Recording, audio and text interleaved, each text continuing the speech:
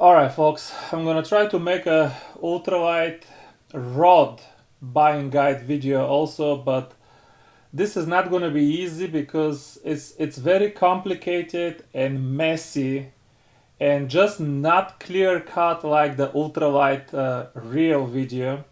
And the reason for that is that Daiwa and Shimano simply do not dominate the ultralight rod market, and it's just very competitive.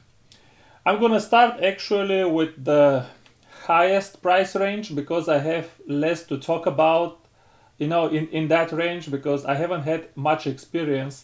I have bought exactly 6 rods over $300 in the last 3 years, and you've seen the reviews of all of them. In that range, $300 and over, the problem is there is too many exotic, unnamed Japanese brands. And also the problem is they're all good. Trust me, my honest opinion is they're all good. So trying to get into this hairy situation and tell this rod is better than that rod is just very difficult, because these Japanese brands, even if you've never heard of them, let me tell you, they have the 99.9% carbon blanks. They all have the Torzite insert guides with titanium frames, the Fuji reel seats. They all have top-notch components and they're all good. So I'm gonna tell you what I can tell you with my very limited experience, and I don't wanna argue about this being, the best offering in the segment. I'm telling you, if you want to argue with me and tell me that some other rod is better, I'm not interested in that. I agree with you, it's probably better. This is what I have had contact with. Of the 6 rods that I have used, I think only 2 I can recommend. Okay, the other 4, like the Beleza over here, this is incredible rod, super fun, but you can see the review of all of my Japanese rods, but it's extremely slow action, which slow action appears the tip makes the tip appear as stiff. But I'm not selling this rod. This rod is perfect for what I'm gonna use it. I don't have an alternative for this rod as a drop shot rod, but I cannot recommend this rod to people. Go and pay whatever $350 and get some stiff tip rod, and then you don't like it. So the 2 rods from the high-end stuff, from the stuff that I tried and I can recommend. The first one is the Garcia Eradicator. Okay, it's actually made in China. But to me, because all of the components, the blank, the guides, they are the same as the JDM stuff. So you can argue with me it's not a JDM rod. To me, it's in the same price range, and I'm structuring my video in price ranges anyway. So I don't want to get into semantics, but to me, this rod is absolutely competitive with anything made in Japan. And in my opinion, this rod is a little bit special. First of all, it's incredibly sensitive. Even if you compare in Japan, I mean, you have to admit this rod is incredibly sensitive. And the feeling of while you fight a bluegill, everything is transmitted to your hand. I don't know, the handle has no foam, no cork, it's just plastic and carbon. Full transmission. I think the feeling of just joy during the fight of a super tiny fish with this rod is absolutely incredible. Even if you have a bunch of $350 Japanese rods, if you don't have one of these, I recommend it. I think you're gonna love it, and you're gonna come and tell me that this rod is indeed something special. The other rod that I can recommend, and it's totally different, and it's not Japanese either, is the Saint Croix. Boy, did I get flack for recommending this rod, for liking this rod, because it's not sensitive. That is true. The blank is not as sensitive. Any Japanese rod that you buy $300 and over will be more sensitive than this. But I still think that this rod has no alternative. This rod is in a class of its own. This is the St. Croix Legend Elite Panfish. I have a good review of this rod. The reason I recommend it, especially to beginners into the high-end segment, is because it's so easy to fish. You don't need to always be afraid of cracking, breaking the tip, always have to put it upright and not, you have to worry the tip not touch anything. You cannot lay it down on the boat. This rod has paint, it has clear coat on top of the paint, it has 15-year warranty. The Japanese rods, they don't have clear coat, they don't have paint, they don't have warranty. You cannot return anything to Japan. And this rod is still super light, and it has one technical advantage that nobody is talking about. The blank, you have to see the review, the blank has incredibly continuous curve when you bend it. You don't know where is the tip starting, where is the middle starting, where is the rest of the blank starting. Now, I love the Abu Garcia. I actually bought a second Eradicator, so I have two Eradicators now in case one of them breaks, because I do think that rod is special. But if you watch the review of the Abu Garcia rod, it's not a continuous curve. The tip bends with one angle, and then there is a kind of inflection point, and then begins the main blank. So as expensive as this rod is, this bending curve is more beautiful, more continuous. The rod is one piece. It has the best guides in the world. And on every Japanese rod, you're gonna get these micro guides. This rod has larger guides. So if you need, to run some knots through the guides, and if you don't want to be so afraid of how you're gonna transport the rod, you're gonna break it, this rod is still plenty sensitive. Don't let people, make you feel bad. It's plenty sensitive, it's super light, and the blank gives you just incredible joy when you play the fish. It's very different. It's not about sensitivity when you play the fish. The joy is from the blank bending all the way down and bending kind of in a homogeneous curve. I love this rod too, never selling this rod. I sold my Major Craft, I sold my Abu Garcia, I forgot what was the name of that. I sold, and in some cases I gave away $300 rods. I'm never selling my St. Croix Legend Elite Panfish. I love this rod. It's not for people who already have 5 Japanese rods. No, it's not for them. You're gonna come and tell me it's not sensitive. Take a hike. Okay, enough about the high-end stuff. I hate talking about the high-end stuff because it's so subjective. Sensitivity. How can we measure sensitivity? It's so subjective, the whole thing. But my opinion. So high-end stuff, too many offerings, and they're all good. Now, shockingly, from $300 to $100, there is nothing. This segment is completely empty. I don't understand why no vendors, nobody is making rods in this segment. I don't know what to... Okay, there are some rods, like I reviewed the Dobbins rod. I cannot recommend that Dobbins rod. I'm sorry. I don't care which model you get. I cannot recommend that rod. I don't know. I know Major Craft has some cheaper rods. But for me to recommend it, it has to stand out with some special feature that the rest of the population doesn't have. And I believe the Eradicator stands out even among the Japanese rods. And I believe the St. Croix Legend Elite Panfish is completely unique and has nothing similar to the Japanese rods. The rest, if they don't stand out, I cannot recommend them.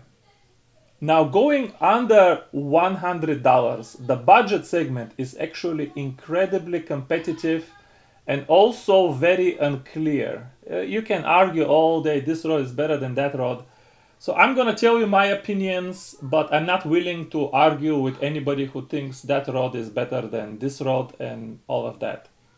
The problem with the budget segment is all of that junk from AliExpress. If you bring the AliExpress junk into the picture, you can argue all day. I don't like to recommend AliExpress rods. I'm not interested in AliExpress rods anymore. But a subscriber gave me a rod. I bought many AliExpress rods in the past. I was not impressed by any of them. Genuinely, they are cheap but not good. But a subscriber let me try this King Teton rod. Again, I have a review. It costs $80 on AliExpress. I have to admit, for this rod is very fast recovery. It's not wobbly. For $80, you are probably not gonna beat it in United States or even in Japan. I mean, it feels really good. The blank is amazing. The guides, the handle, the looks, the aesthetics, the weight. I mean, it's a great rod for $80. Sensitivity is probably the weakest point, but if we're talking about rods under $100, it's pretty sensitive. I used to recommend, so unwillingly, I don't want to recommend AliExpress tackle, but check the review of this rod. If you like it, it is a really strong offering, sub $100. I used to recommend the Fenwick HMX. That used to be my go-to recommendation for a jigging rod. If you because the Daiwa Presso was more of a float rod. But in all honesty, it costs the same as the King Teton, but everything is the guides probably actually the guides of the Fenwick probably are better. They're much larger for one. But I don't think the guides are any worse, but the blank is even more glassy and even less sensitive and a little bit slower recovery than the King. I don't know. And you're buying American. If you don't want to buy from AliExpress, I still think this is a great rod for $80. They have many models. You can watch my video or review of this rod for which models I recommend. But that's a good rod, but I have to admit the King is better. Then if you talk about rod for float fishing, I think the Daiwa Presso is still kind of alone in a class because I don't know what other rod is good for float fishing. They don't really have long versions, and the Daiwa Presso has long versions. By the way, the Daiwa Presso as of today has the 9-foot available for sale on Amazon. And it's funny, I said I like only the models from 6.5 foot to 8 foot, and they all went out of stock. And the lower models are available, and the higher models are available. There's nothing wrong with the 9-foot, but it's a little bit stiffer, just notably stiffer than the 8-footer. And the 8-footer and 7.5 and 7, they're almost the same blank, just a little bit longer. But then the 9-foot becomes a little stiffer to reduce the wobble, and it's just, for me, the stiffness was a little bit too much and makes it no longer an ultralight rod. But this rod is extremely light and it has big guides, which you will need if you're doing float fishing and you have some kind of bobber stoppers or knots, or you're gonna need bigger guides. You're not gonna do with some micro guides float fishing. Long rods usually have a very stiff first half of the blank. That's my problem with long rods. Even if you want to buy something very expensive from Japan, if it's 8 foot, the first half of the rod will be very stiff. They will be light, but it will be very stiff because Japanese do not like wobbly stuff.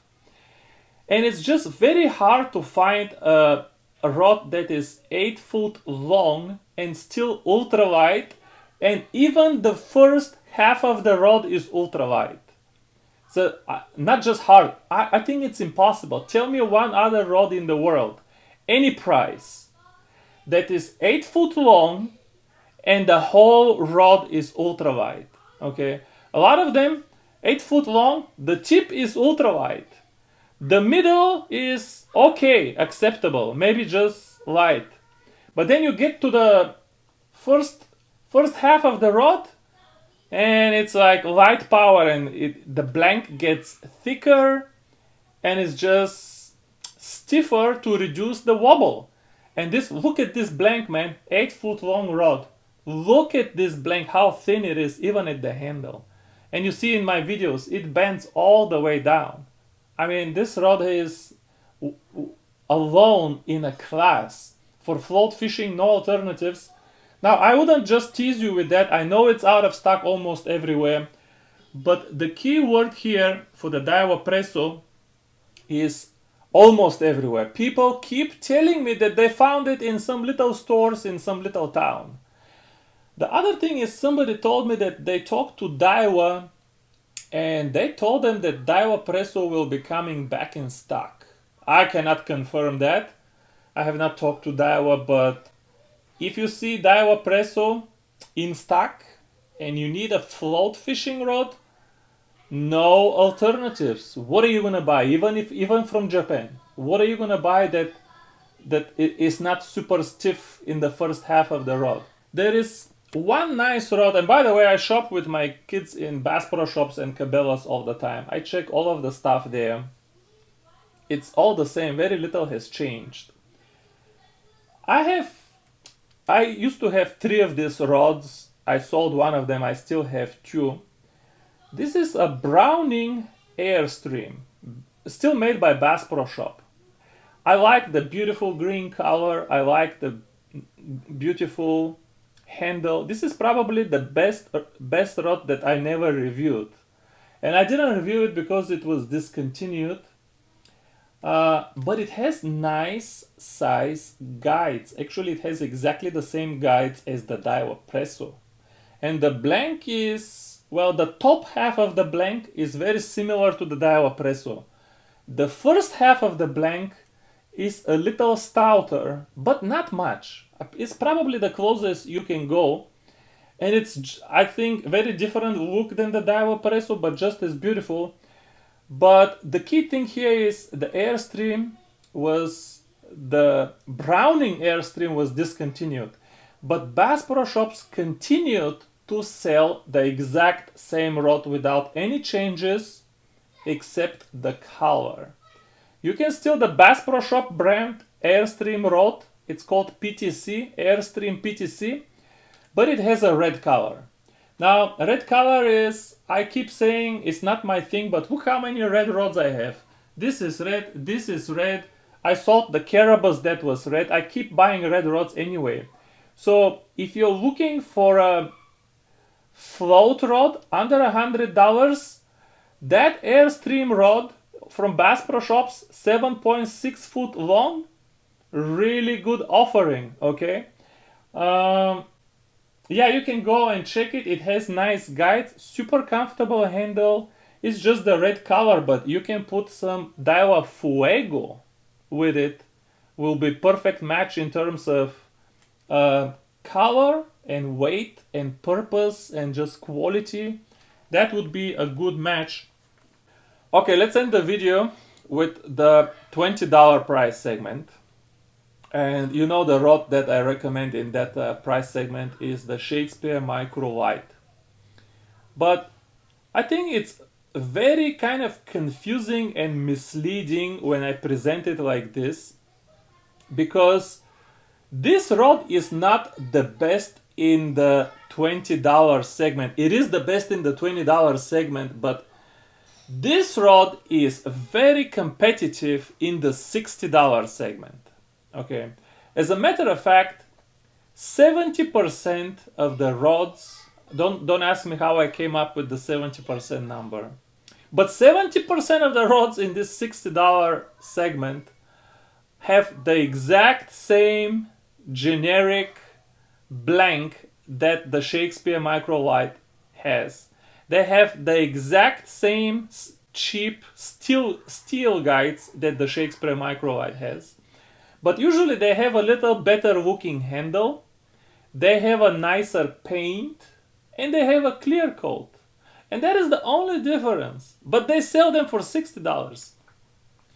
Because the Shakespeare Microlight is, if this is what you can afford, I'm here to tell you that rod is very hard to beat at $60, maybe at $80. Okay, if I leave this Chinese rod aside, I mean, if I compare this Fenwick, has nicer guides, but practically when you fish with it, I mean, the Shakespeare Microlight has such a good blank. Now, it's very critical to watch that video and see what models I recommend. I only recommend the light power models. In reality, the true power is ultralight, but if you buy the ultralight power, that becomes wimpy. You know I love soft rods, but it becomes too wimpy. But if you buy the light power, those actually are ultralight, and that blank, uniform curve, man, better curve than the Eradicator, the $20 Shakespeare Microlight. Bend this rod, tell me where is the inflection point. Beautiful blank. Okay, it has steel guides, it's a little bit heavier than the higher end stuff. So if you're on any kind of budget, even if you're not on a budget, if you want to have fun someday, buy yourself one of these Shakespeare Microlights and fish with it for a day and tell me what's wrong with it. Buy the 6'6" light power, and the first day before you even fish the rod, get some polyurethane with a sponge, just one layer of polyurethane on the cork handle, let it dry, whatever, 24 hours, fish it the next day, and that handle is good forever, it will look amazing forever, and just fish with this rod and tell me what's wrong with it. I'm telling you, outside of weight, sensitivity, schmensitivity, you will feel every bite. Don't worry about it. Especially if you fish with some cheap braid instead of cheap mono. That's the biggest difference. But this rod for $20 is like a God-given gift to people on a budget, because they can fish ultralight without having to use junk. Because for $20 you cannot buy a decent reel. Even for $30 you cannot buy a decent reel. It will be junkish compared to the Legalis. But you can buy for $20 a totally decent rod. So if you buy the Shakespeare Microlight for $20 and the Regal LT 1000 that I gave you link is $47 today. For $67, I promise you, you get yourself a combo. You can go and fish next to a guy with Japanese rig. His will be a little bit lighter, a little bit more sensitive, but you're gonna feel all the bites that he feels. And you can, if you're better angler than him, you will catch more fish than him. That combo will have no disadvantages other than aesthetics and weight. Maybe a little bit sensitivity. I probably fish with the Shakespeare Microlight than the Dobbins rod, $180. Because the Shakespeare Microlight, the whole rod is ultralight. The whole rod bends. Not this Dobbins rod, you only fish with the top 1 foot and the rest is a stick. No, thank you, keep it. Give me the Shakespeare Microlight. So don't feel bad if you're on a budget. Buy yourself the Regal LT and a 6'6" light power Shakespeare Microlight, and you are in top shape. I promise you that. Wow, right in front of the boat. Right in front of the boat. What is this? Black or white? Decent white crappie. Alright folks, I'm gonna end this video here. I don't want to torture these fish anymore. There is still fish here. But oh, that's a black crappie. It's a nice black crappie. But yeah, I don't want to torture these fish. Let's go find, check the other brush. Okay. That's a really 11 and a half, almost 12. I mean, most people can make this crappie look like a 12-inch. Look at this. Look at the tail. No, it's not 12. It's 11 and a half, but it's a nice, healthy, perfectly healthy crappie. Yeah, thank you for watching this video. I have no idea what the title of this video would be. I was just sitting here and plucking them and releasing them. Not a lot of damage done. I make them smarter, so next time they'll be more careful what you bite. But yeah, thanks for watching this one. Look at these colors. Awesome colors. See you soon. Bye bye.